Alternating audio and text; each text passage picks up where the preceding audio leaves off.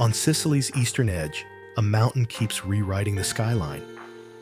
Mount Etna's eruptive story stretches back roughly 500,000 years, yet humans have documented its fury for at least 700 years, making it one of the longest recorded volcanic histories on Earth. Black ash can fall like sudden night. Rivers of lava can glow against winter snow. And down below, ordinary life continues roads, vineyards, seaside cities built on a landscape that never promised to stay still.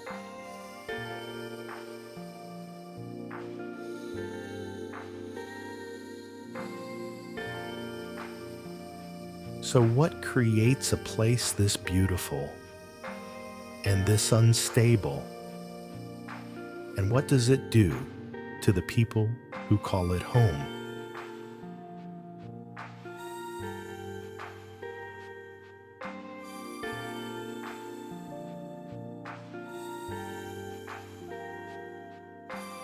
Sicily looks like a simple triangle on a map, but beneath it lies a moving argument between continents. This island sits inside a broad collision zone where the African plate converges with the Eurasian plate, a tectonic relationship that has shaped the central Mediterranean for millions of years. The result is not one neat mountain chain, but a stitched-together landscape, uplifted ridges, folded limestone deep basins, active faults and volcanoes that keep reminding everyone that the story is unfinished.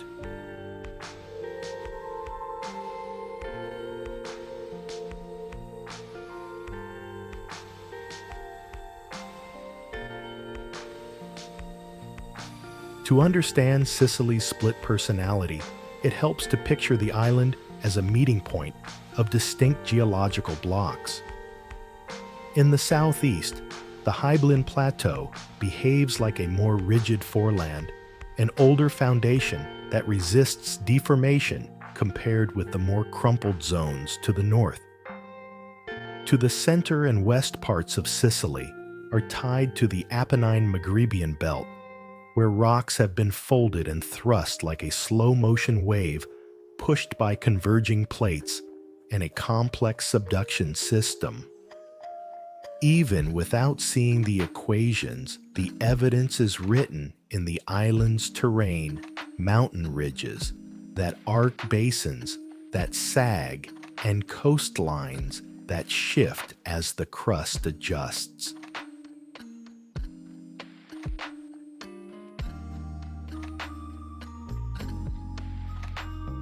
And then there is the island's eastern giant, Mount Etna, which turns tectonic theory into something visible, even dramatic.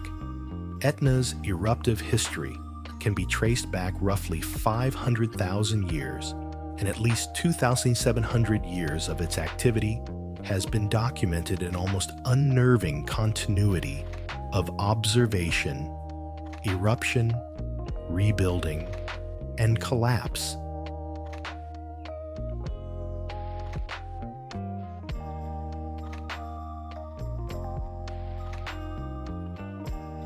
Unlike a single event volcano, Etna is a working system. Lava flows, ash emissions, explosive episodes, quieter effusion, sometimes all within the same season. Modern monitoring regularly captures how quickly conditions can change and how far the impacts can reach beyond the summit.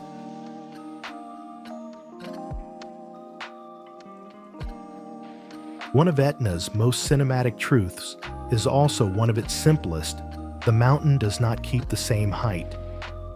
Its summit elevation can rise as new material accumulates and drop as crater rims collapse. Encyclopedia Britannica notes this variability and gives an early 21st century elevation around 3,220 meters, a reminder that even the tallest is temporary here.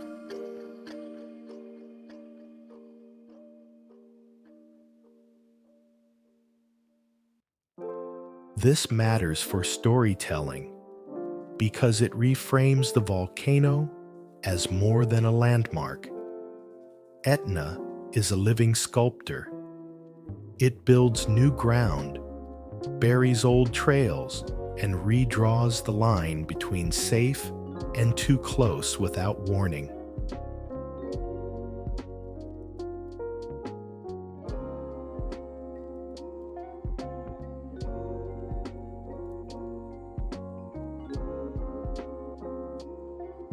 Yet Sicily's volcanic identity is not confined to one mountain. Off the northern coast, the Aeolian Islands form a volcanic archipelago, famous enough that entire eruption styles carry their names Strombolian and Vulcanian, because the islands demonstrated them so clearly to early observers. Italy's National Institute of Geophysics and Volcanology highlights that Stromboli is the only volcano in the Aeolian Arc with permanent eruptive activity today, while others remain active in different, often less continuous ways.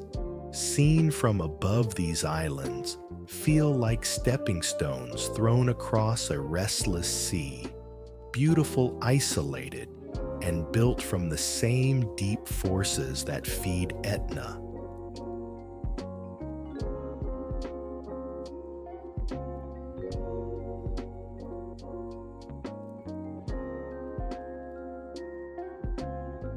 Between the volcanoes and the mountains, Sicily's surface becomes a mosaic of textures.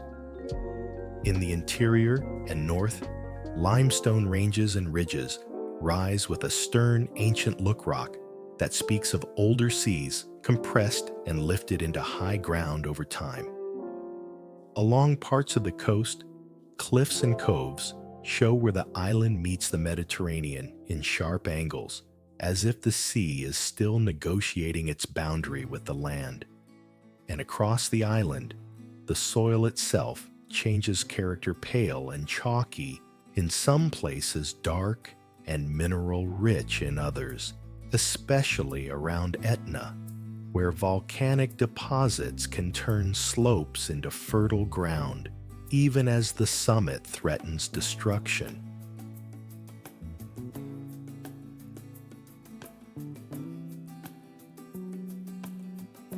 All of this creates Sicily's signature contradiction, a place that feels sunlit and timeless, yet is literally born from instability.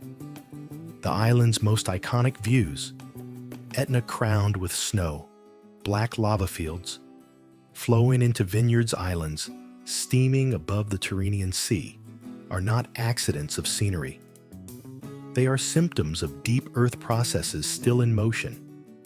And that motion is not abstract. It influences where towns expand, which roads survive what farmers plant, and how communities learn to read the sky for ash or the ground for subtle tremors.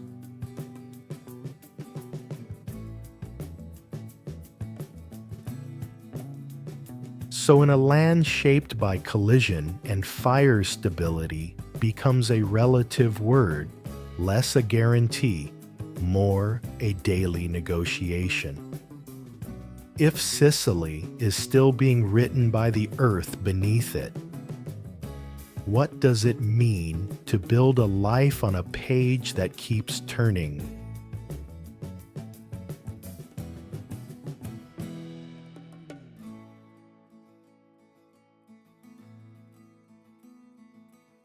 Sicily's wildlife is not arranged in a single tidy Mediterranean picture. It changes with altitude, with wind exposure, with soil chemistry, and with the island's unusual geology. In one day, the landscape can move from sea-level salt flats, where birds feed in shallow pink water, to forests that smell of chestnut and resin, and then to a high, near-lunar slope of black lava where only the toughest plants dare to hold on.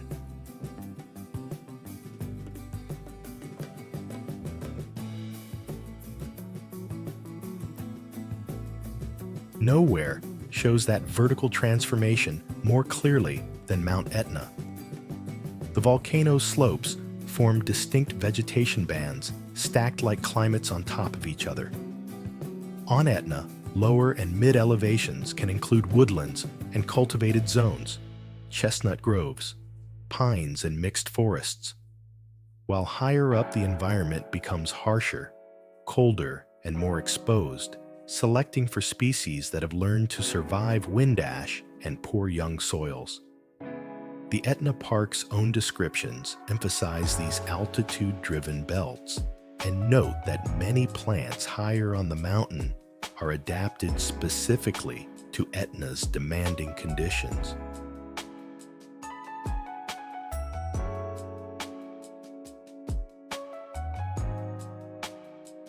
But Etna's biodiversity is not only about forests. It is about recovery, how life returns after fire. Lava flows look final when they cool, like a black verdict poured across the slope. Yet over time, they crack, they collect dust, they gather moisture, and they begin to host pioneers. One emblem of this resilience is Etna broom, Genista etnensis, often described as common on Etna's lower slopes and linked to Mediterranean shrub communities, a bright yellow presence that turns harsh ground into something that looks almost celebratory. This is Sicily's ecological signature beauty that often arrives second after disturbance.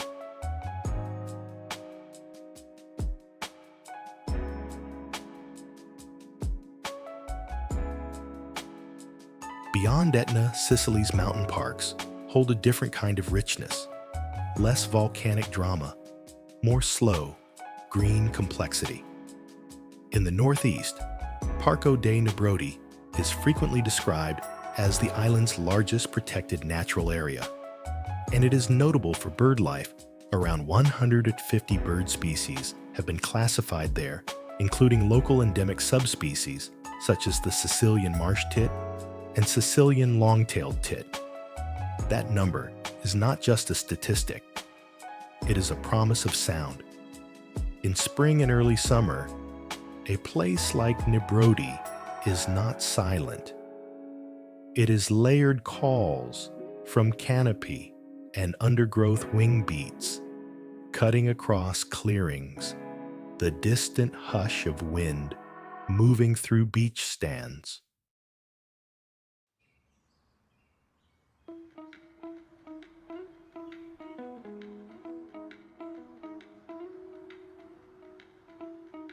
And that detail matters for a documentary because it reveals what the island really is, not only coastline and ruins, but also refuge. The mountains create cooler pockets in a region known for heat. Forests store moisture, valleys channel migration. Lakes and reservoirs become stopovers. In such terrain, biodiversity thrives, not because the environment is gentle, but because it creates many small niches, microclimates, where different life strategies can succeed.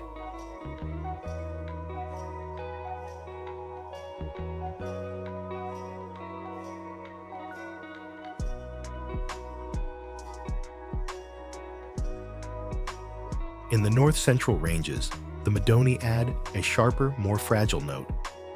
Here, biodiversity becomes a story of near loss. The Sicilian fir abies, nebrodensis, is endemic to this area and is listed as critically endangered. One widely cited conservation summary notes that only around 30 mature trees were known to persist, underscoring how close an entire lineage can come to vanishing. That is a staggering idea, to sit with a whole species reduced to something you could almost count in an afternoon.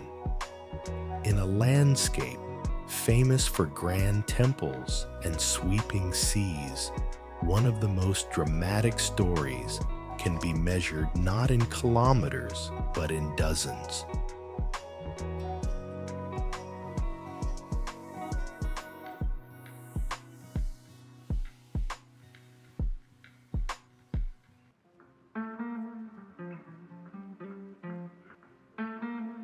Then Sicily turns outward again toward the edges, where land meets water, and the rules change.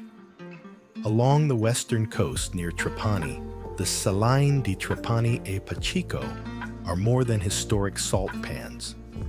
They function as a protected wetland landscape, an engineered mosaic of shallow basins and channels that has become habitat and stopover for birds.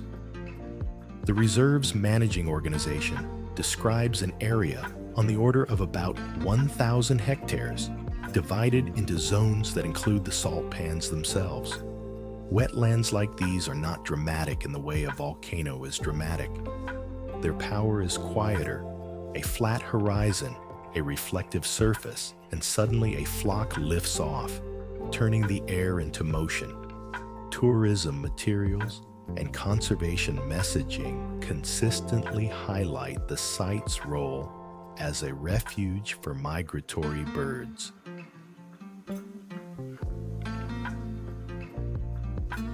And Sicily has another aerial river, the Strait of Messina, the narrow passage between Sicily and mainland Italy.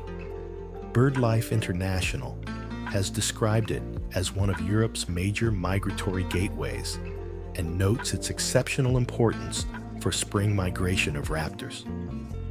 On peak days, the skies can fill with thousands of birds overhead, an ecological spectacle built on geography, wind, and instinct. If Sicily is often called a crossroads of empires, the strait proves it is also a crossroads of wings.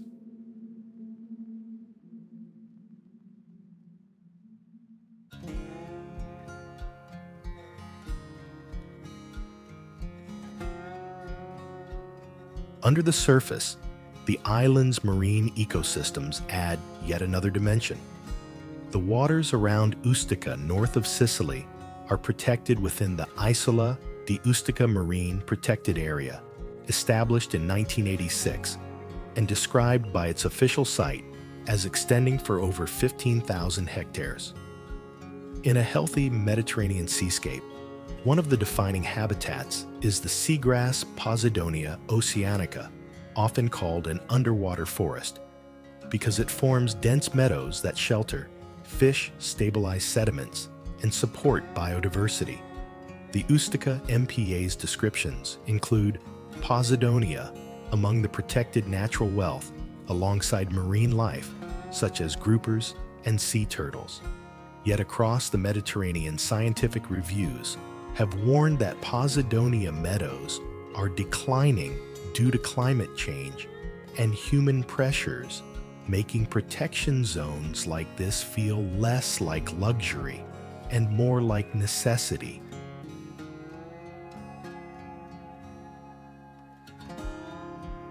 All these ecosystems, volcanic slopes, mountain forests, salt, wetlands, migration bottlenecks, seagrass meadows share one theme: adaptation under pressure. Sicily's nature is not untouched. It is shaped by geology, by human land use, by tourism, and by a warming climate. And still, life finds ways to persist in endemic birds tucked into wooded ridges, in rare trees clinging to a shrinking range, in wetlands where salt production and conservation must coexist, and in marine sanctuaries where the sea is allowed, at least in some places, to recover its balance.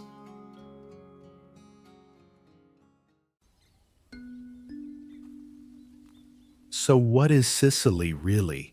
A sunlit island of postcards?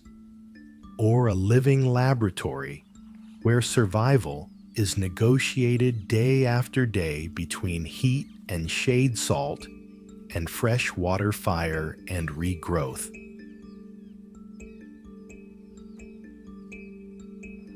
Long before Sicily became a name spoken in Latin, Greek, Arabic, Norman French, or modern Italian, it was already a lived-in landscape, one where people learned to read the sea, the stone, and the seasons.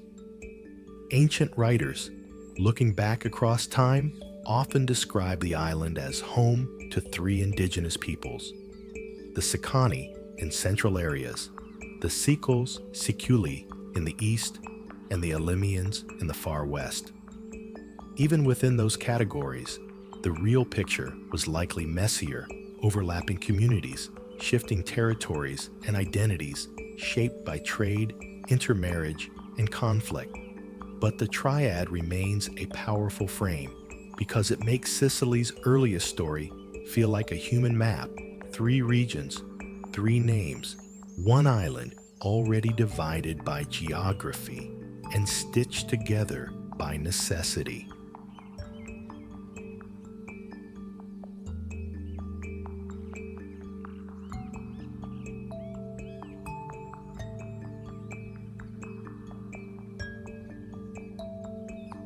The Sicani are often presented by ancient Greek writers as the earlier inhabitants of Sicily's interior. Encyclopedia Britannica notes that those writers called the Sicani the aboriginal inhabitants of central Sicily, distinguishing them from the Sicils in the east and the Elymians in the west. Yet even in the ancient sources, certainty slips. Thucydides believed the Sicani were originally Iberians from Spain who were pushed inland by the arriving Sicils, an explanation that reveals as much about how Greeks tried to categorize foreign peoples as it does about what truly happened on the ground. Archaeologically, Britannica adds there is no substantial difference between Sicani and Sicils in historical times, an understated sentence that quietly challenges neat labels.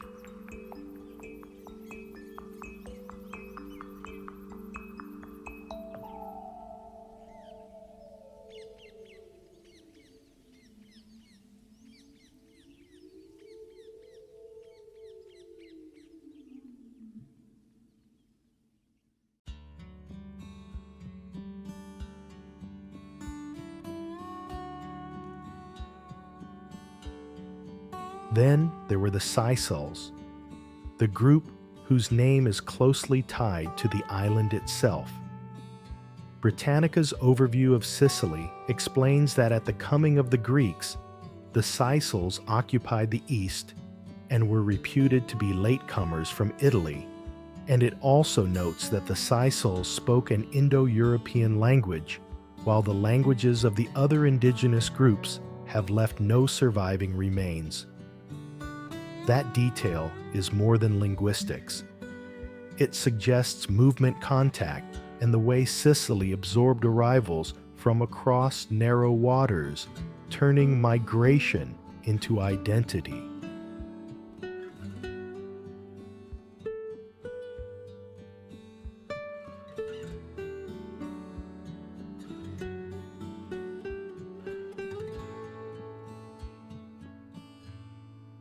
In the far west, the Elymians were linked by ancient tradition to a Trojan origin, with chief centers at Segesta and Eryx Eris. Britannica treats this Trojan connection as something assigned to them, a mythic ancestry that likely grew as later cultures tried to weave Sicily into epic narratives. But even if the Trojan story is legend, the name places are real. And they matter because they anchor early Sicily in specific ridgelines and valleys where communities could watch sea routes and control movement across land.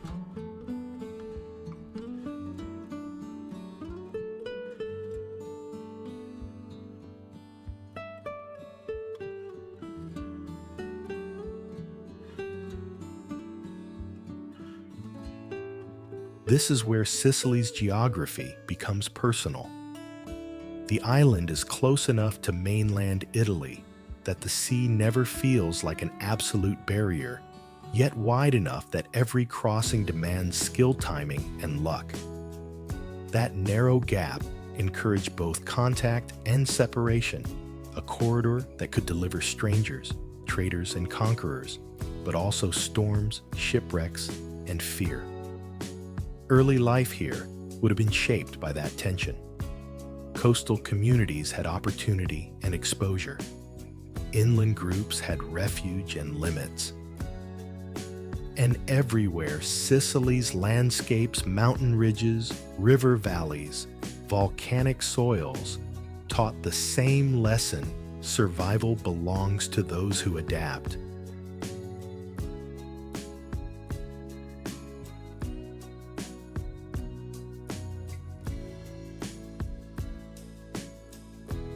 When Greek-speaking settlers began to establish colonies across the Mediterranean, Sicily became one of the great destinations of that outward surge.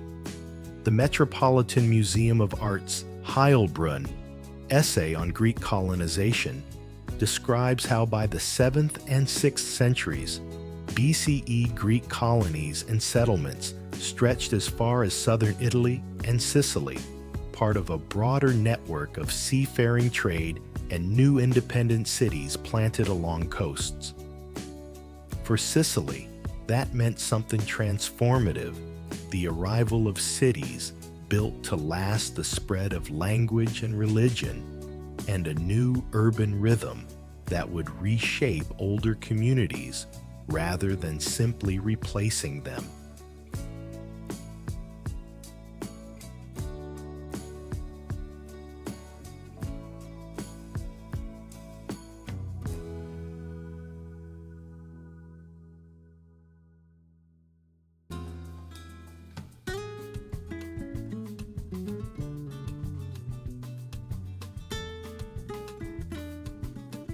But Greeks were not the only sailors reading Sicily's coastline like a promise.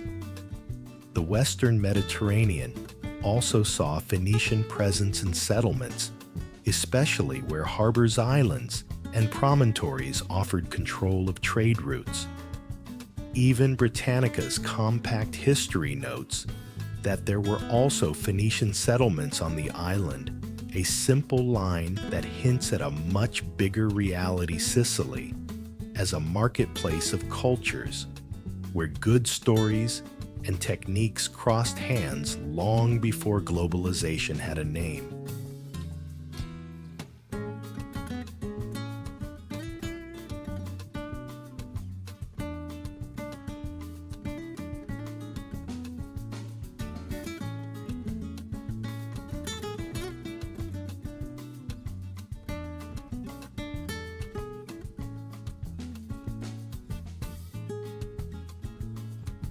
This is the moment when Sicily's early culture becomes less like a single origin story and more like layered sediment. Indigenous traditions persisted, foodways, local worship, ways of reading weather and sea, while new influences arrived: Greek political forms, new artistic languages, new networks of trade. Some communities aligned with newcomers, others resisted.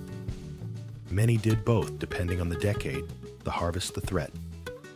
And slowly, Sicily learned a skill it would repeat for centuries, absorbing power without losing its own accent.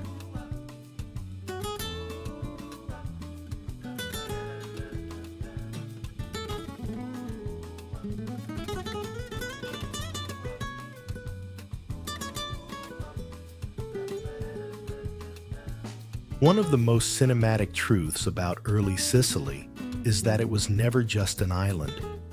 It was a crossroads, and crossroads create pressure. They force decisions. They attract attention. They invite conquest. The same sea that carried olive oil pottery and metalwork also carried war.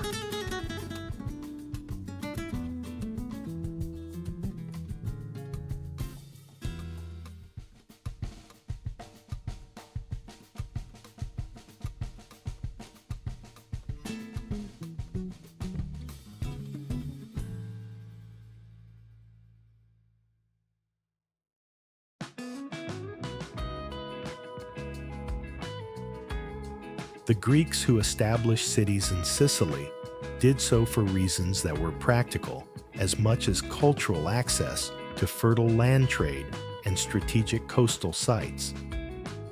The new polis city-states brought architecture, coinage, temples, theater structures designed to project permanence. Yet permanence in Sicily was always contested because the island's value was obvious to everyone who looked at a map. Control Sicily and a power could influence the central Mediterranean. Lose Sicily and the sea becomes someone else's highway.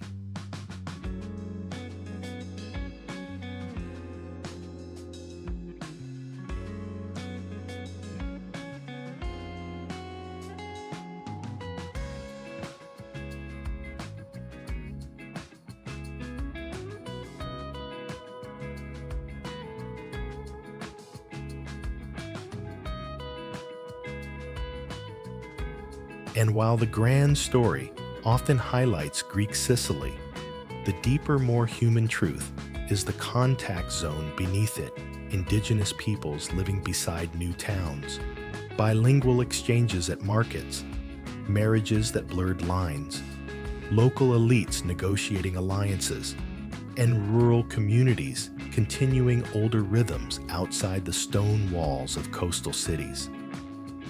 Even modern scholarship continues to treat early Sicily as multi-ethnic and interconnected rather than purely Greek or purely indigenous, because the evidence points to interaction as the default condition of life here.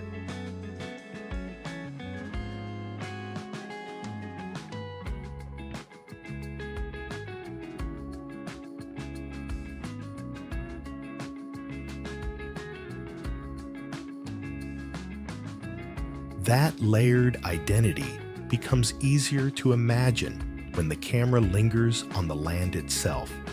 In central Sicily, older communities would have known the interior routes, the water sources, the defensible high ground. In the east, the Sicils lived closer to zones that would become heavily Greek-influenced, where ports and plains drew settlers. In the west, Elymian centers like Segesta sat near spheres of Phoenician contact and later competition. Sicily wasn't merely divided. It was positioned each region oriented toward different seas, different neighbors, different dangers.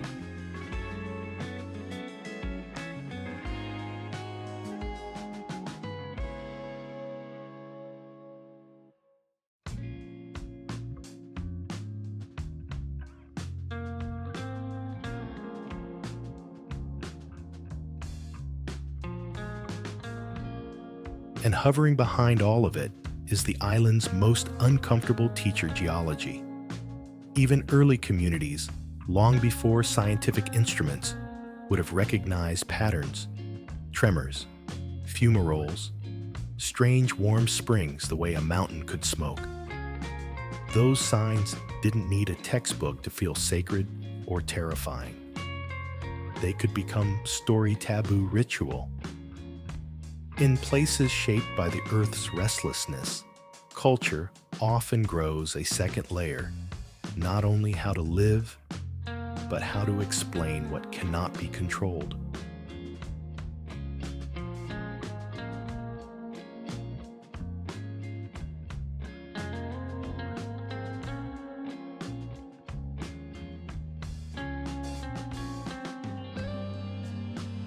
So, Sicily's early culture cannot be reduced to a single beginning. It is better understood as a sequence of arrivals and adaptations, indigenous peoples mapped by ancient authors, Greeks building new cities by the shore, Phoenicians anchoring trade in the west, and countless unnamed families negotiating everyday life between mountain and sea.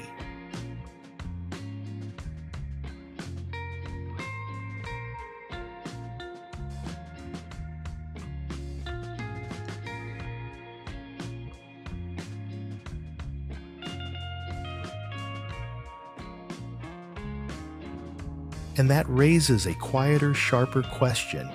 If an island keeps being entered, renamed, and reshaped, what does it mean to be from here? is identity, a bloodline, a language, a set of rituals? Or is it the ability to endure change without disappearing?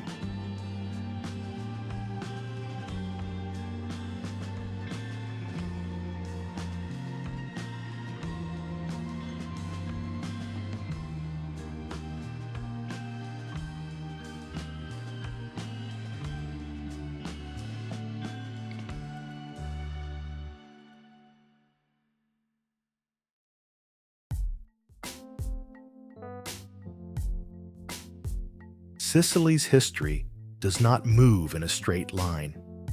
It circles like ships around a headland, pulled again and again by the same gravitational fact. This island sits at the center of the central Mediterranean, where sea routes, narrow trade lanes overlap, and military ambitions find the shortest path through blue water. That geography made Sicily valuable before anyone built an empire here, and it kept the island in the path of empires long after its first cities rose.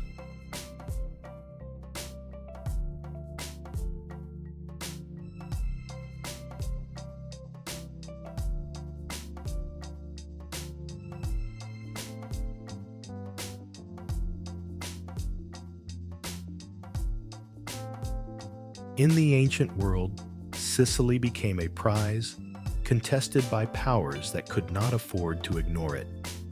Greek colonies and city-states flourished along the coasts, while Phoenician settlements also existed on the island, evidence that Sicily was already a shared marketplace of cultures and rival interests. But trade and competition can only coexist for so long before they harden into conflict. By the 3rd century BCE, Sicily was pulled into one of antiquity's decisive struggles. The wars between Rome and Carthage fought in large part over control of the island and its surrounding waters. The First Punic War, 264–241 BCE, was fought primarily on Sicily and at sea.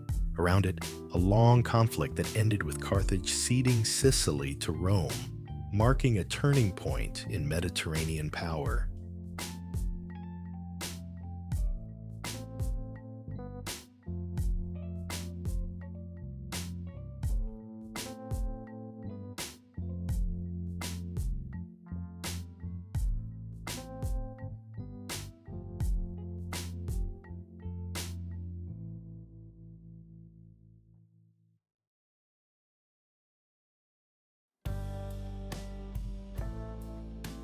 And with that shift, Sicily's identity changed again, not only politically, but structurally. Britannica notes that in the 3rd century BCE, the island became the first Roman province. Sicily was no longer just a crossroads. It became a managed possession, integrated into a wider system of roads taxation, grain supply, and imperial administration. To live in Sicily after this transformation meant living under a larger machine, one that could bring infrastructure and order, but also extraction.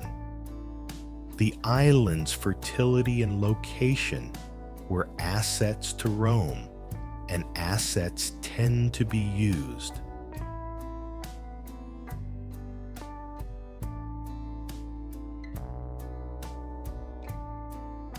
Centuries later, control shifted once more. Sicily fell under Byzantine rule after the general Belisarius occupied it in 535 CE, at the start of broader hostilities in Italy. Another reminder that the island story often runs parallel to bigger continental dramas.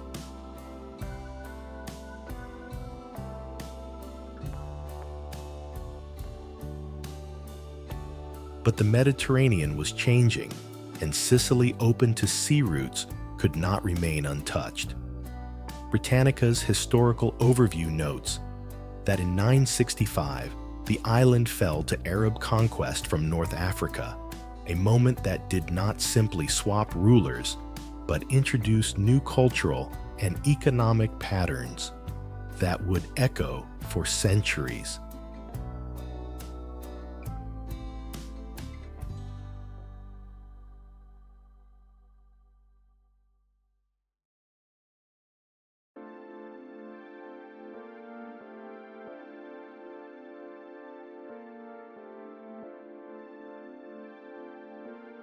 Then came a shift that Sicily still wears in stone.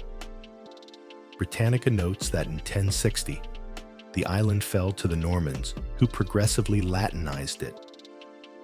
The Norman period is often remembered not only for power, but for synthesis, because Sicily, in this era, became a place where cultures did not merely collide. They fused into architecture, governance, and art.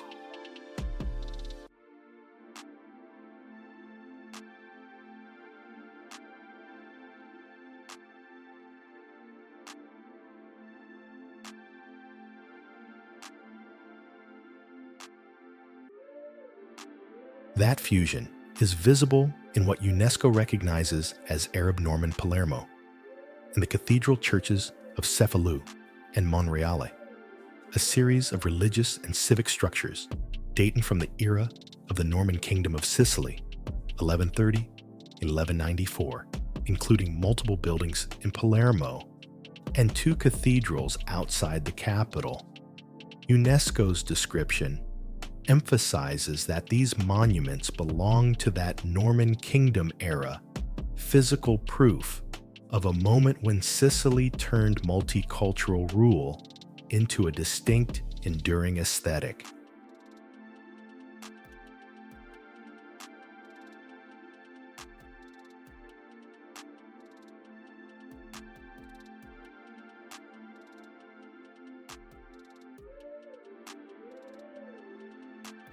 Even modern reporting returns to this theme. A Reuters feature on restoration work at Monreale Cathedral highlights its blend of Western Islamic and Byzantine styles and dates its construction to the reign of King William II, late 12th century, showing how Sicily's medieval mix is not an academic idea, but something people still experience as a visceral shock of beauty.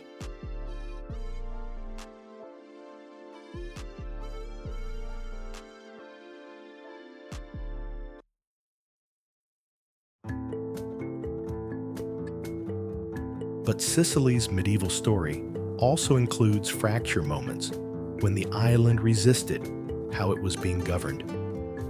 One of the most famous ruptures is the Sicilian Vespers, 1282, which Britannica describes as a massacre of the French that began a revolt against Charles I, the Angevin king of Naples and Sicily, and triggered a French Aragonese struggle over the kingdom.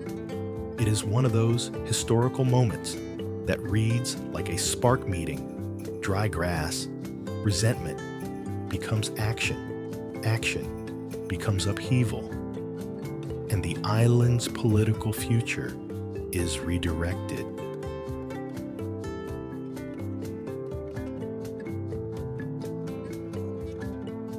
By the early modern era, Sicily moved through broader European power structures, often linked to dynastic rule and overseas empires.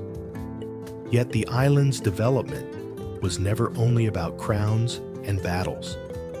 It was also about resources and what happens to societies built around the extraction of something the world suddenly wants.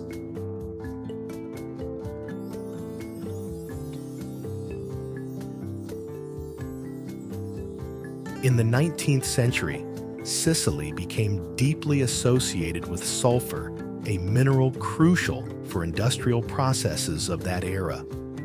Modern economic historical research describes Sicily as the world leader, even a near monopolistic supplier of sulfur during parts of the 19th century, feeding rising global demand. Other historical summaries note the scale from a different angle. By the end of the 19th century, there were reportedly hundreds of mines and tens of thousands of workers in the sector, with working conditions often described as extremely harsh. This is a vital documentary thread because it pulls Sicily out of the romantic frame. The island is not only cathedrals and coastlines, it is also labor inequality and the heavy cost of being useful to the world economy.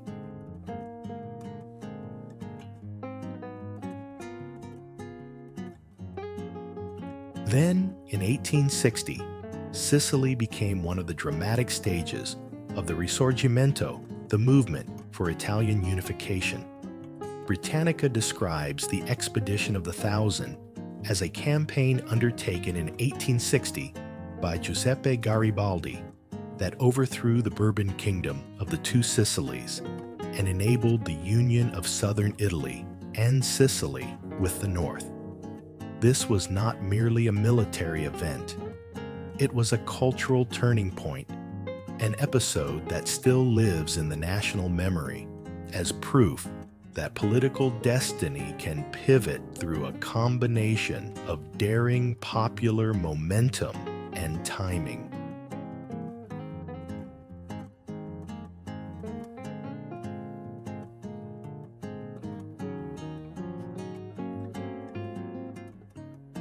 And yet the question that hangs over Sicily's long arc is not simply who ruled it is. What did each regime leave behind in everyday life? Rome brought provincial integration and imperial systems. The Byzantine era connected Sicily to an Eastern Mediterranean world of administration and faith.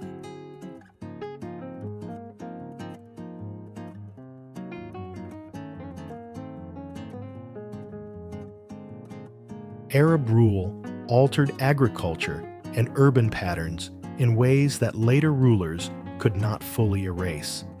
The Normans built a kingdom whose art still forces modern visitors to stop and stare.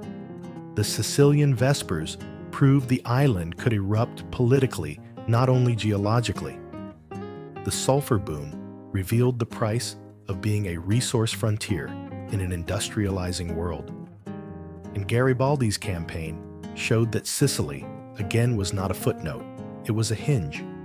So when looking at Sicily's towns, ports, hilltop streets, cathedral mosaics, abandoned industrial scars, what is being seen, a sequence of conquests, or an island that repeatedly absorbs the outside world, then reshapes it into something uniquely its own.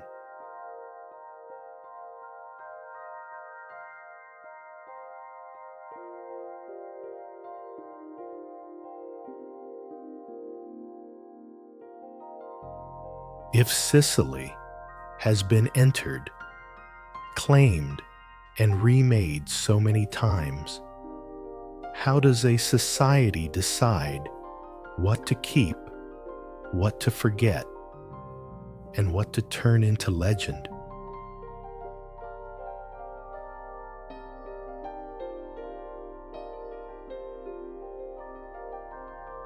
Modern Sicily is often sold as a dream sun on limestone citrus in the air, Baroque towns glowing at golden hour, and a volcano rising like a myth behind the everyday.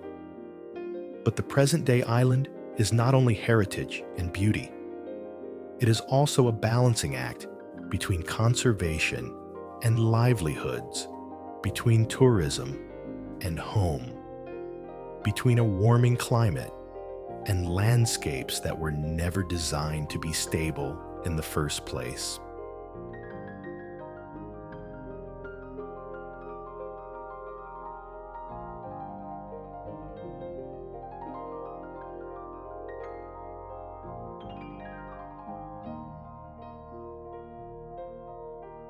One of the clearest pressures is tourism, which arrives in Sicily as both opportunity and stress. Heritage sites require care. Coastal towns need infrastructure. Water systems, waste management, and transport networks face seasonal surges. Even when visitors come with love and curiosity, sheer numbers can wear down historic streets and fragile coastlines. UNESCO sites, such as the Arab Norman monuments in Palermo and the cathedrals of Cefalù and Monreale, carry global prestige, but also the burden of preservation. The work is constant cleaning stone, restoring mosaics, reinforcing structures, and negotiating what authenticity means when a living city also needs modern life to function. And then there is the island's most unpredictable headline maker, Mount Etna. In the modern era, the volcano is both a symbol and an operational challenge. It draws visitors, photographers, hikers, and scientists, yet it also forces closures and caution. When Etna's activity intensifies, authorities can restrict access, aviation can face disruption from ash, and local communities must adapt quickly to changing risk levels. UNESCO emphasizes Etna's exceptional scientific value and long-recorded activity, which helps explain why it is monitored so closely and why normal life here always includes an awareness of what the mountain might do next.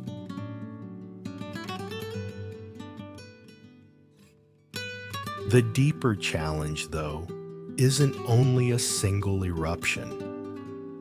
It is how Sicily's people live with multiple overlapping risks, some dramatic, some slow, some invisible, until they become unavoidable.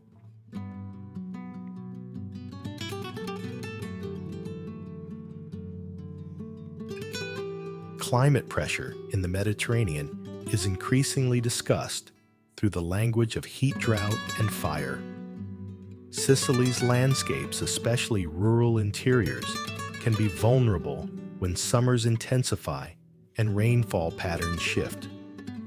A place famous for orchards and vineyards relies on water and timing, and climate stress can make timing feel less reliable. In this context, nature protection isn't only about saving rare species. It becomes a practical question: how to keep soils from degrading, how to protect forests that act as moisture reservoirs, how to maintain wetlands and coastal buffers that stabilize ecosystems.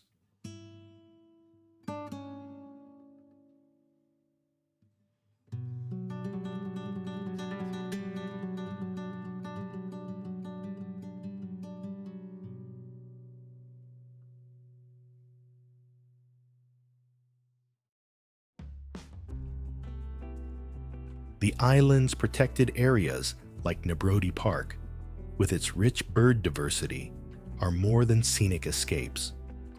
They are ecological support systems that help the island breathe. Nebrodi's documented bird richness highlights how much habitat complexity survives in Sicily's uplands, but it also implies how much could be lost if those habitats fragment under pressure. Likewise, conservation stories like the critically endangered Sicilian fir in the Madoni remind viewers that Sicily's biodiversity can be surprisingly fragile. When a species is reduced to a tiny population, it becomes sensitive to everything: storms, fire, disease, drought, and human disturbance.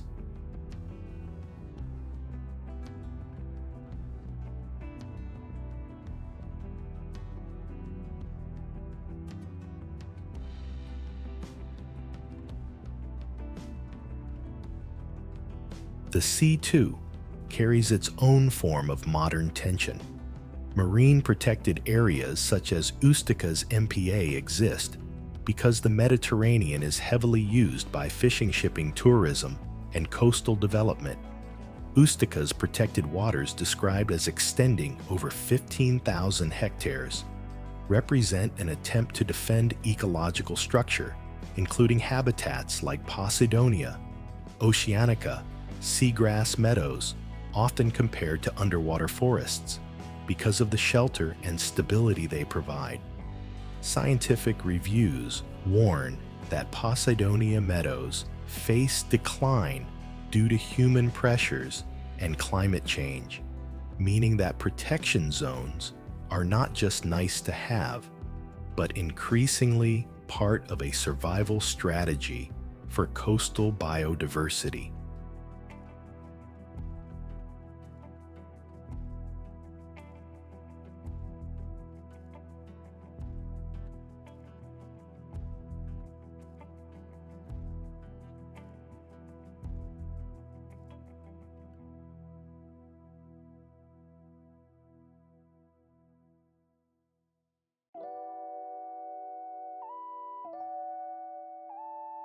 Yet Sicily's modern life cannot be told only through threats. The island's cultural energy is the other half of the frame, how people keep living, celebrating, building meaning, even while pressure rises.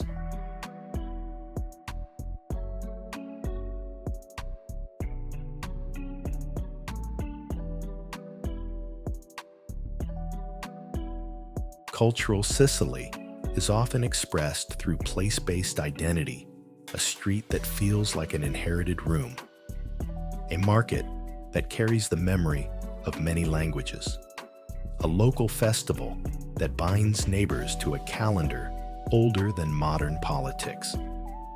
This is where Sicily's long history shows up in daily texture food traditions shaped by centuries of exchange architecture that looks like a conversation between civilizations and family life that often feels rooted in continuity, even as the wider world changes around it.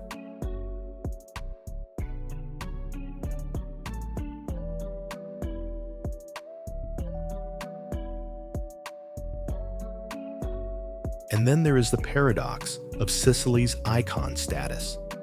The very qualities that draw outsiders, beauty authenticity myth, can also compress local life into a product. The island becomes a backdrop. The people become atmosphere. Modern Sicily pushes back against that, not always loudly, but persistently, through community-led preservation, through crafts and local agriculture, through cultural projects that present the island as lived reality rather than postcard fantasy.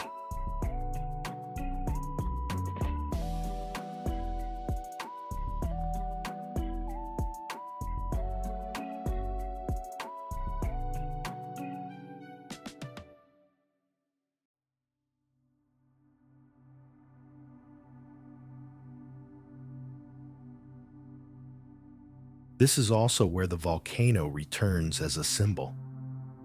Etna is danger, yes, but it is also identity. It gives fertility to slopes that might otherwise be poor. It creates the black soils that support cultivation. It shapes weather patterns. It becomes an emotional compass in the landscape, always visible, always present, always reminding people what kind of place this is. UNESCO's framing of Etna as a natural laboratory helps reinforce why the mountain is not just scenery. It is part of Sicily's modern relationship with science, risk, and resilience.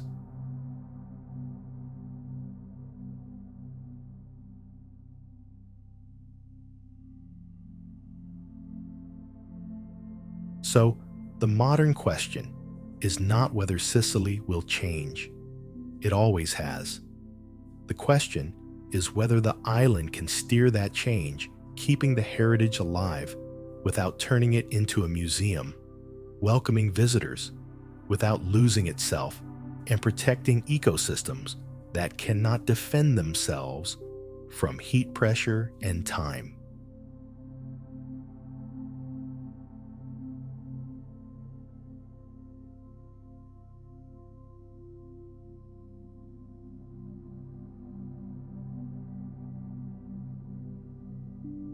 When the world comes to Sicily looking for beauty, can it also learn to protect what makes that beauty possible?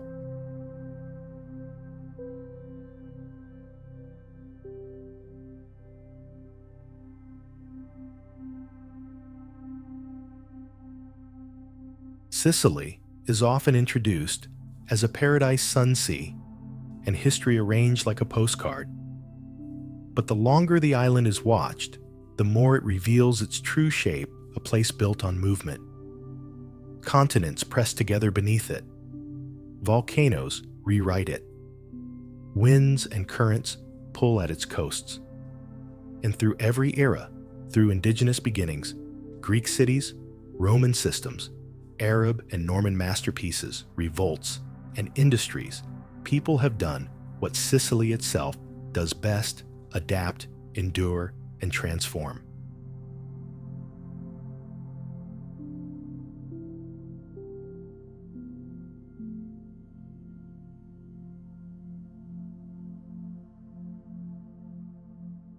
This is why Sicily feels so alive. It is not a museum island sealed under glass. It is a living archive where fire can become soil, where ruins can become neighborhood landmarks, where migration of birds of ideas of empires keeps returning through the same gates of sea and sky.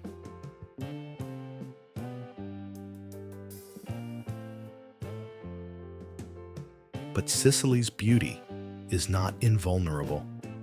A warming Mediterranean can intensify drought and fire risk, putting pressure on forests and fragile endemic species. Tourism can sustain communities, yet also strain heritage sites and coastal towns if growth outpaces care. And even the island's most famous symbol, Etna, reminds the world that nature here is not scenery. It is a force with its own rhythm, one that demands respect, monitoring, and humility.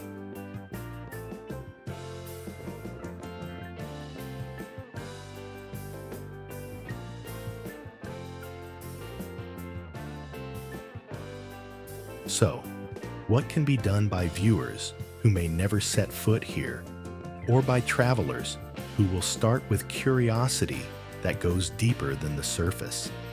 Learn the layered history rather than consuming it as a backdrop.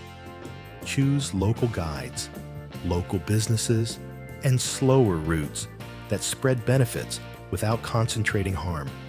Respect closures and safety rules near volcanic and coastal zones, because in Sicily, risk is real, not theatrical. Support protected areas and marine reserves, and treat wild places as living systems, not empty stages.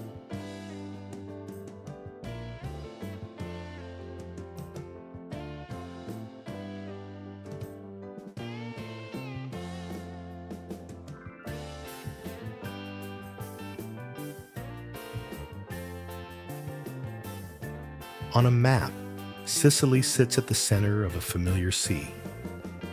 But in spirit, it feels like an edge where continents meet, where centuries pile up, and where the earth still speaks in heat and stone. And perhaps that is Sicily's final lesson. The world is not only meant to be admired, it is meant to be understood carefully, patiently, and protected before the most irreplaceable things become stories told in the past tense.